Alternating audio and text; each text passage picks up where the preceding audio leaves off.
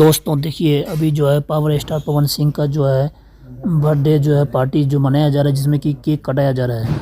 और दोस्तों इसमें जो है बातासा चाचा और कई सारे जो है एक्टर सब जो है इस बर्थडे पार्टी में आ रखे हैं। आपने देख ली इस वीडियो में।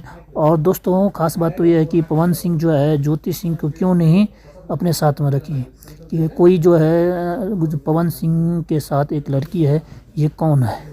तो आप लोग दोस्तों कमेंट्स करके ज़रूर बताइएगा। देखिए जो है पवन सिंह केक काट रहे हैं और एक लड़की जो है पवन सिंह के हाथ पकड़ के जो है केक जो है काट रहे हैं। और उसके बाद जो है केक जो है सभी को जो है खिलाते हैं बहुत प्रेम से प्यार से। और जो है लेकिन दोस्तों बहुत ही यह दुखद बात यह है कि ज्योति सिंह को जो है पवन सिंह नहीं बुलाया है, अपने साथ में बुलाना चाहिए, उसके बाद ही जो है केक कटवाना चाहिए दोस्तों। तो यह आप लोगों को क्या अच्छा लग रहा है कि एक अपनी जो है जिसके लिए ज्योति सिंह राह देख रहे थे कि मेरे को बुलाएंगे, नहीं बुलाए, तो पवन सिंह क्या कुछ आगे करें?